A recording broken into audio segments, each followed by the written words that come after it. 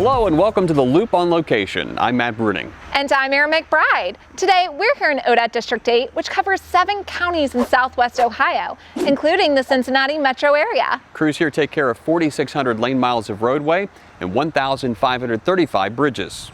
Well, there aren't many mega projects in the state, but 2 of them are right here in the Cincinnati area. District 8 Public Information Officer Kathleen Fuller joins me, and we're talking about I75 Through the Valley and I75 Mill Creek Expressway. What are those 2 projects going to do?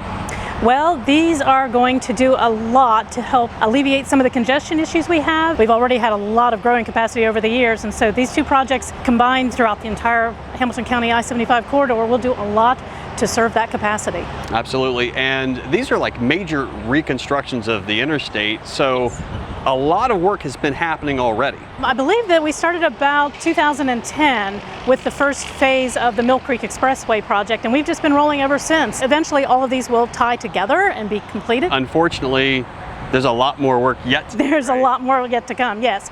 So we are starting on our next phase of the Through the Valley project, and next year we will start on the next phase of the Mill Creek Expressway project. Everything's going to be much better served by all of these projects that we're doing. Absolutely, and to find all those traffic impacts, you can go to ogo.com.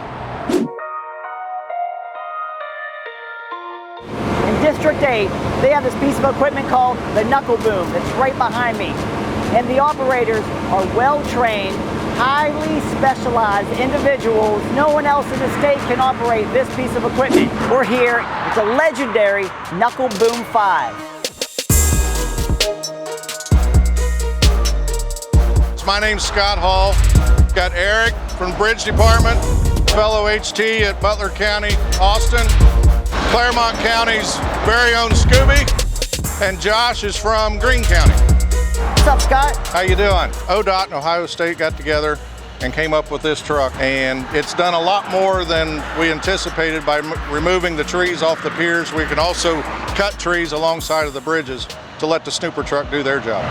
Very cool. So this started out as a research project, and it is now morphed into a full-time operation that has 5 dedicated operators to it. This piece of equipment doesn't exist elsewhere, is that correct?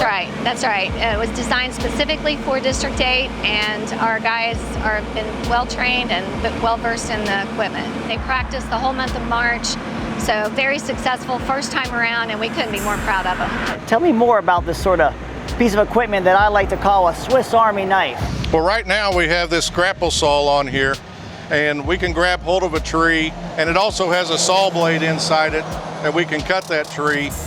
We also have another grapple up in the front, and that grapple is more for the material that's stuck to the piers. With this Knuckle Boom, it has a remote control, and with all of these levers, we move different aspects of the crane. Also, it has a chainsaw mechanism on it that Austin's going to demonstrate right here. By being remote control, it allows us to stand on the bridge deck, and it's safer for us. It also allows us to be able to go down underneath the bridge and still run the truck from above. The Knuckle Boom is just another great example how ODOT continues to innovate to ensure that we're working effectively and efficiently. Who knew? Knuckle Boom! Thanks, Dave. We're here in Greene County where we're at the US 35 Super Straight project, and I'm here with Adam Triber, project engineer, and he's going to tell us a little bit more about this project today. So Adam, what is a super straight? Well, they're essentially R-cut type intersections where it prohibits a side street, like a minor street, from crossing straight through a major street. It requires them to turn right and then make a legal U-turn at a signalized intersection to get back onto the highway. So how is this safer for drivers moving forward? Well, it should increase capacity, it should decrease congestion, it actually lowers the amount of conflict points so people have to cross each other. Now, what's the long-term goal for this project? So eventually we'd like to make this more like a full interchange and a full interstate, but due to funding, this is our solution for now. Now, electric vehicles are not just popular in Ohio, but in the rest of the world as well. That's right, and that's why we've piloted these new electric vehicle charging stations here at our District 8 headquarters near Lebanon.